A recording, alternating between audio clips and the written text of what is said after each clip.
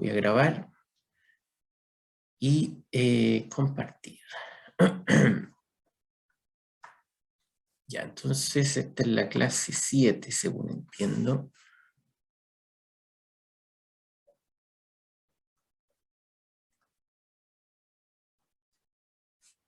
Clase 7. ¿Ya? Bueno, entonces, como les decía, voy a partir con una revisión de lo que fueron de lo que son las trayectorias, ya que estábamos viendo eso y solo vi un ejemplo. Entonces, trayectorias y curvas paramétricas.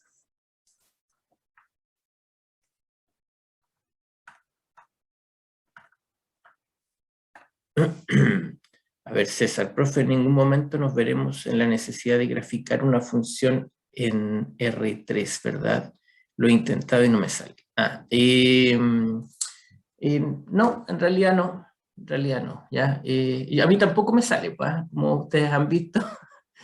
Así que, no, a mí por lo menos no me preocupa eso, ¿ya? O sea, si uno quiere analizar un gráfico, entonces ocupa estos programas, ¿cierto? Y echa un vistazo al gráfico que entregue el programa, ¿ya? Yo hago los dibujos, la mayoría lo he hecho a mano porque quiero aprender a dibujar algún día, digamos. No, pero me parece también como una idea de explicar las cosas, porque solo verlo, entonces cuando uno solo ve el gráfico dado por un computador, entonces no se entiende de dónde salen las cosas, ¿ya? Entonces nosotros lo hemos hecho con ese análisis de las curvas de nivel, qué sé yo, las secciones transversales, y así entonces cuando uno vea un gráfico en 3D, se va a entender más o menos bien cómo va eso, ¿ya? Claro, recuerde que estas evaluaciones en este curso son con alternativas, ¿ya? A lo más hay alguna pregunta que pueda usted escribir algo, digamos, ya así como simbólicamente, matemáticamente, símbolos matemáticos o en palabras, ¿ya? Pero no graficar, no, no. Así que eso, tranquilo con eso, ¿ya? Solo es bueno entender cómo son esos gráficos, ya una idea, a lo mejor eso permite abrir la mente a otros problemas de más variables, donde ya no se puede graficar. Bueno, trayectorias y curvas paramétricas. Entonces, les recuerdo una trayectoria, gamma de t,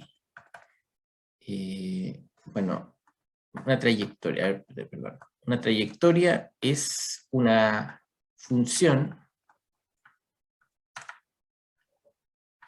gamma de t, que se descompone en n variables, ¿ya?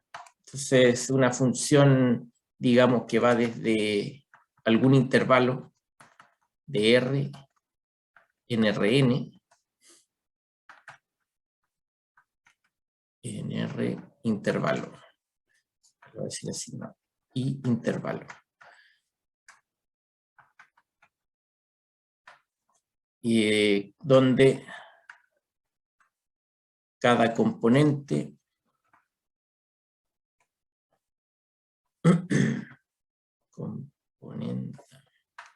quedó feo eso, donde cada componente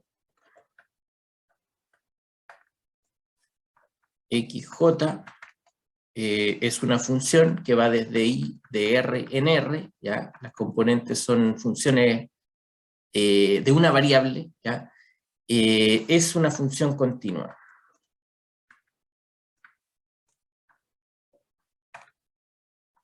¿Ya? Más adelante vamos a hablar con casos más interesantes donde el gamma además tiene componentes derivables y eso permite definir la derivada de esa función, ¿ya? Pero eso cuando empecemos a ver el tema de las derivadas. Por ahora solo quería que tuviéramos una noción de este tipo de funciones, ya que un caso especial de funciones de varias variables en realidad es una función vectorial de una variable, ¿ya? Bueno, es una función continua, cada componente es una función continua. El recorrido de una trayectoria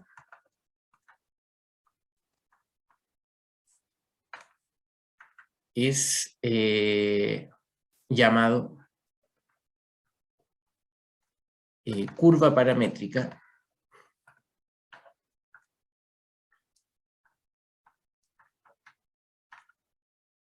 ¿ya? Y más aún parametrizada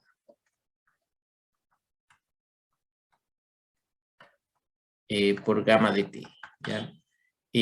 Muchas veces se ocupa esta notación, a mí me gusta esta notación, en realidad siempre la uso. Esta letra es una gamma también, pero mayúscula, ¿ya? Y aquí le voy a poner así 2 puntos gamma de t, ¿ya? Una notación, pero hay otras versiones, ya está la versión como más estándar para mí, pero también se anota así como un sistema de ecuaciones, donde el x1 se define como una función explícita de x1 de t, el x2 de t, y así hasta un xn, ¿ya? Y t en r. Es otra forma de describirlo. Ahí le pongo el gamma mayúscula así. Hay varias formas, ya en los libros ocupan distintas formas. A mí me gusta esto que más bien es solo para llamar, nombrar a la función, el recorrido como gamma mayúscula. Ya habíamos visto el otro día el ejemplo donde gamma de t está dada por el coseno de t, seno de t, ¿ya? Entonces acá la curva gamma, ¿cierto? Está descrita paramétricamente así. Bueno, el x está definido como el coseno de t y el y está definido como el seno de t, ¿ya? Aquí vamos a pensar t en los reales, aunque podríamos tomar un intervalo más pequeño, ¿ya? Y la gracia entonces para describir gamma es que uno nota que hay una relación entre las variables. Esa relación es la identidad trigonométrica fundamental, ¿ya? Entonces, una cosa, ¿cierto?, es la trayectoria,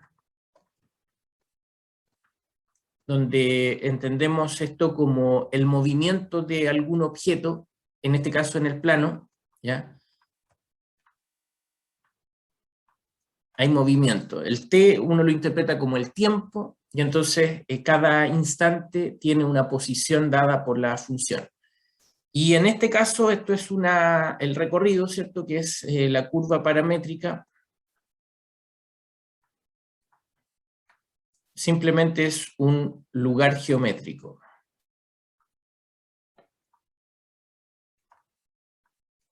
¿Ya? O sea, aquí no hay movimiento, solo es un lugar, una posición, o en este caso, la zona por donde se mueve la trayectoria, ¿ya? Bueno, el dibujo entonces, y lo hago en paralelo. Entonces, una cosa es la curva, que es esta circunferencia, ¿ya? No hay movimiento, y en este caso en la otra, bueno, voy a ocupar otro color incluso. Entonces uno parte en un punto. Por ejemplo, si este es gamma 0, ¿ya? Y uno lo puede evaluar, pues gamma 0 vale 1,0, y empieza a mover el t hacia los positivos, digamos. Entonces uno lo que hace es recorrer la circunferencia, pero con un movimiento en sentido antihorario, ¿ya? Esa es la diferencia. Aquí hay movimiento, ¿ya? Entonces es la trayectoria, es movimiento circular en sentido antihorario. ¿Ya? Entonces la diferencia son dos objetos, y quiero que lo entendamos así, que son dos cosas distintas, a pesar de que están conectadas, ¿ah? Porque si hay movimiento, entonces yo paso por algún lugar, y ese lugar por donde uno pasó queda como registrado en esta curva, ¿ya? Esa es la diferencia. Bueno, pero hay otras, pues ya esta es la más básica, o no sé si la más básica, pero es como el ejemplo fundamental de estas curvas, se ocupa bastante, Pero hay otros también, ¿ya? Entonces, por ejemplo, voy a definir así, el gamma de t va a ser definido con estas componentes, e de t más e menos t partido por 2. Entonces yo no me acuerdo si alcancé a hacerlo el otro día, ¿ya? Pero déjenme echar un vistazo solo por... para... no, habíamos llegado justamente hasta la circunferencia, ¿ya? Ahí está. Una elipse vimos el otro día. Ya, ok. Ok. Sabía que había visto algo más, pero no me acordaba exactamente qué. Ya, bueno, esta es otra figura, ¿ya? Entonces, e elevado a t menos e elevado a menos t partido por 2, ¿ya? En este caso, ¿cierto? Y aquí voy a escribirlo así, bueno, el x entonces está determinado por esta función, el y está determinado por esta función, y hay algunas cosas que podemos decir al respecto, ¿ya? Por ejemplo, como observaciones. El x es un número, vamos a decir así, x siempre es positivo, ¿ya? Porque son exponenciales, ¿ya? Y las funciones exponenciales solo toman valores positivos, ¿ya? Entonces una suma de exponenciales dividida por 2, entonces es positivo. No así el i, ¿ya? Porque aquí hay una resta, entonces sí hay cambios de signo. Pongamos ahí, y cambia de signo. Esa es una primera observación, ¿ya? Entonces el x se mantiene positivo, el y cambia de signo. Otra observación es que, bueno, esa la voy a hacer más abajo mejor. A ver, podríamos poner aquí algunas cosas que son más o menos simples, creo. A ver, ya, hagamos más observaciones. Ya, el gamma de cero, ¿ya? ¿Cuál es gamma de cero? Entonces, si yo reemplazo ahí el x, perdón, el t en el punto cero, entonces me queda en el x 1, y en el y, bueno, queda 1 menos 1 dividido por 2, se resta, así que queda 0, ¿ya? Es el punto, entre comillas, podríamos llamarle punto inicial, ¿ya? Entre comillas, porque también tiene sentido esto para t, voy a decir acá, en todos los reales. Entonces los t positivos podríamos verlo como el futuro, ¿cierto? Y los t negativos el pasado, ¿ya? Así que también tiene sentido. A ver, voy a escribir eso más abajito ahí para que sea más punto inicial. Bien, otra observación es que si usted toma el límite de t tendiendo a más infinito con x de t, ¿ya? O sea, toma esto,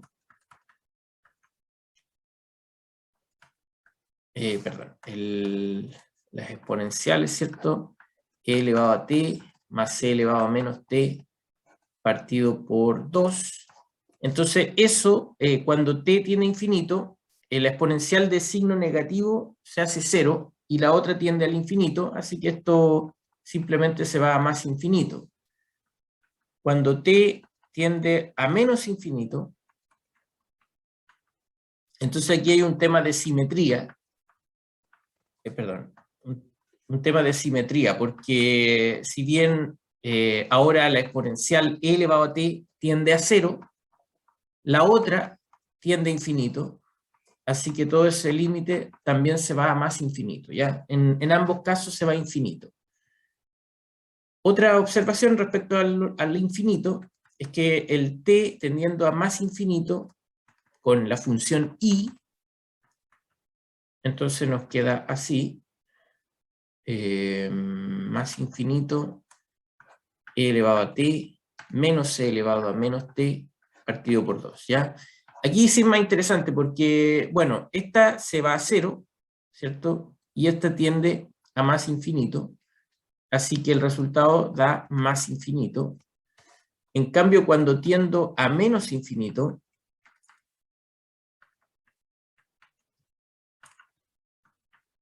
el límite de t tendiendo a menos infinito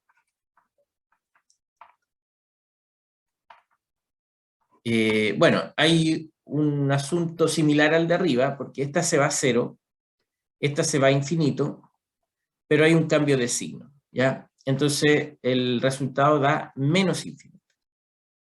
Ya, algunas observaciones de la función, pero la más importante, ya, esta es la observación más importante, que si usted toma x al cuadrado, ya, vamos a tomar x al cuadrado, entonces e elevado a t más e elevado a menos t partido por 2, desarrollo el cuadrado de binomio de esto, ya, entonces esto me va a quedar un cuarto por e elevado a 2t, más 2 y más e elevado a menos 2t, ¿ya?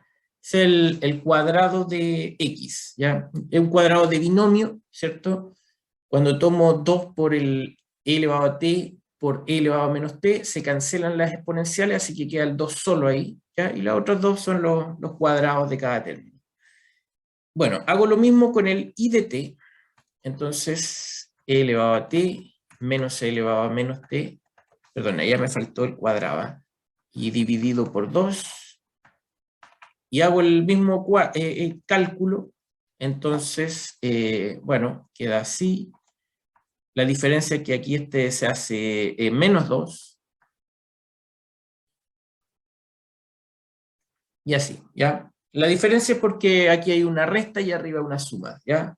Pero bueno, si yo quiero sacar alguna relación de estas dos cosas, note que si yo tomo x cuadrado y le resto y cuadrado, entonces hago esa resta, veámosla así verticalmente, ¿ya? Entonces resto s con s, se cancela, s con s se cancela, en cambio este con este se suman, ¿sí? Porque es 2 menos menos 2 queda 4, y dividido por 4 queda 1, ¿ya? Ese es entonces el resultado que uno obtiene. Y esto es la ecuación de una hipérbola, ¿ya? Entonces voy a dibujar la hipérbola. La hipérbola tiene esta forma. Tiene dos ramas, la hipérbola. El lado derecho es cuando x es positivo, el lado izquierdo es cuando x es negativo. Pero nuestras funciones tienen esa gracia, ¿cierto?, que había dicho al principio, el x es positivo. Entonces, si el x es positivo, realmente solo estoy recorriendo el lado derecho, ¿ya? Así que voy a borrar el otro.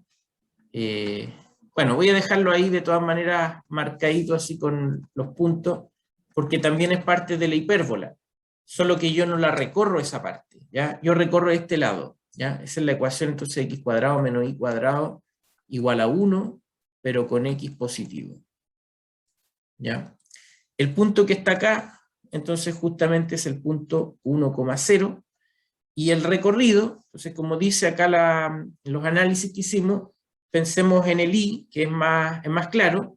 El i, cuando yo voy hacia el pasado, tiende a menos infinito, y cuando yo voy hacia el futuro, me voy a más infinito, ¿ya? Entonces, ahí yo entiendo que a medida que t crece, el i se va hacia arriba, hacia más infinito, y el pasado de ese recorrido, entonces proviene de menos infinito, que está acá abajo, ¿ya?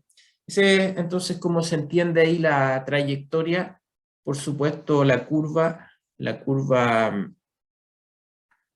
gamma es esta hipérbola, pero con la condición de que el x sea positivo, ¿ya? Entonces gamma no es toda la hipérbola, sino que es solo el lado derecho, ¿ya? Ahí tenemos otro ejemplo entonces. Por supuesto, solo he hecho 3 casos. El otro día vimos la circunferencia, la elipse y ahora una hipérbola. Pero también hay situaciones en 3 dimensiones, ¿ya? Entonces, otro ejemplo, tomemos esta curva. Voy a tomar el coseno de t, seno de t y t, ¿ya? Esa curva, entonces tengo en este caso 3 componentes, xt, yt y zt, ¿ya? La relación, por supuesto, que hay entre coseno y seno es que x cuadrado más y cuadrado es igual a 1, ¿ya? Esa relación, como acá estamos en R3, entonces esto significa o representa un cilindro. Es un cilindro, ¿ya? El T solamente, el Z solo me dice la altura de la posición de la curva, pero esto me está diciendo entonces que estoy recorriendo un cilindro, ¿ya? Ahora, llamémosle a este cilindro C, ¿ya? El cilindro C. Pero gamma, el recorrido, está dentro de C, ¿ya? Pero no es igual a C, ¿ya? La curva no es todo C, uno no puede recorrer con una curva, ¿cierto?, uniparamétrica, una superficie, ¿ya? Este es un cilindro, es una superficie. Entonces, ¿cómo se ve esto? ¿Ya? Entonces, pensémoslo así, ¿ya? Gráficamente, aquí suframos todos porque es difícil, ¿cierto? Pero hay un cilindro,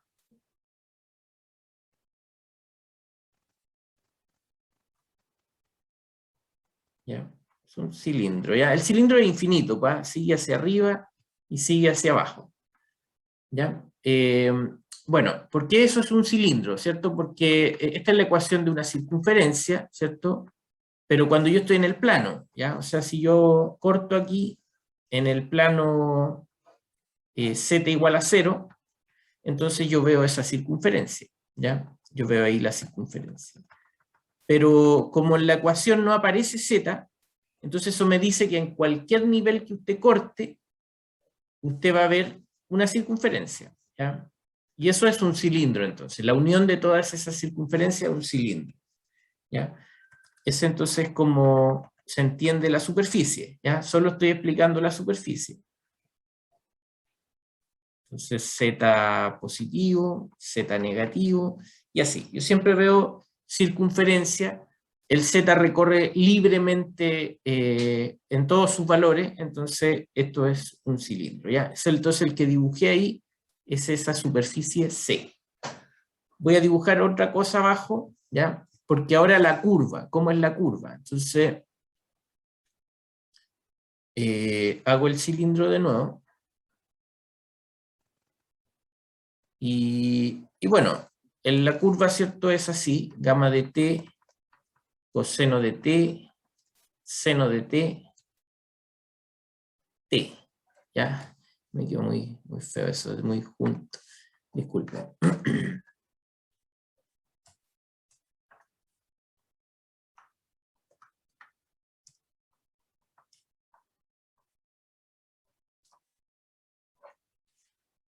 Bien, entonces, por ejemplo, si yo tomo el punto 0, t igual a 0, el punto inicial, ¿ya? El punto inicial, entonces de nuevo tengo 1, 0, y como t es, o sea, la z es t, entonces ese punto, 1, 0, 0, ¿ya? Pongámoslo por aquí. Ya es el punto 1, 0, 0. A ver, voy a marcar los ejes ahí para que se entienda mejor. Entonces este es el eje X, para acá el eje Y. ¿Ya? Bien, ese es el punto inicial, ¿ya? Entonces, cuando t avanza, yo sé que las dos primeras componentes se mueven en sentido antihorario en el plano XY, pero la otra componente está creciendo. Entonces, esto empieza a hacer estas rotaciones, pero a medida que t avanza, la tercera componente aumenta. Entonces, esto va subiendo, ¿ya? Se va enrollando ahí en el cilindro, ¿ya?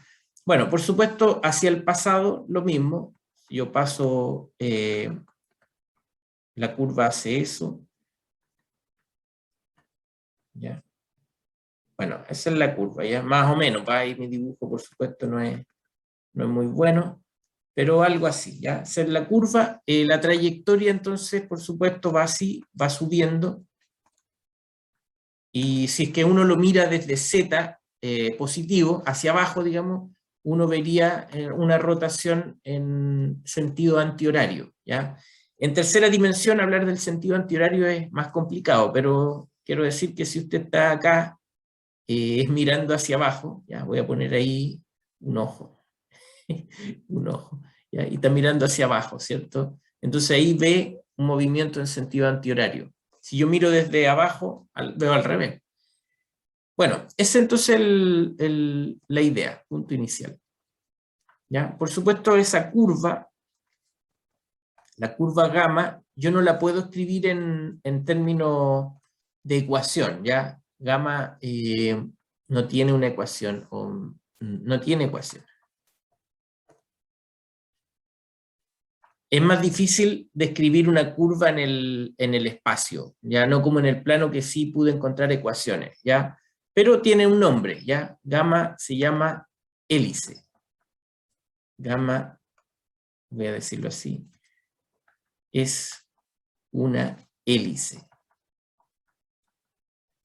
¿Por qué se llama así? No sé, así le pusieron, ¿ya? Eso es, ¿ya? Entonces gamma, lo voy a hacer de nuevo ahí, una cosa así, como un resorte, ¿cierto? Ese es gamma. Como un resorte. Hélice. ¿Ok? Bien, ahí hay entonces un ejemplo con esta trayectoria, pero en este caso tridimensional. Por supuesto, ya más cosas es mucho más difícil, no siempre se pueden hacer, pero por lo menos ya tenemos una idea de cómo son estas trayectorias, ¿ya? Más adelante las vamos a estudiar de nuevo para entender el tema de la derivada y las relaciones que se pueden extraer de ahí.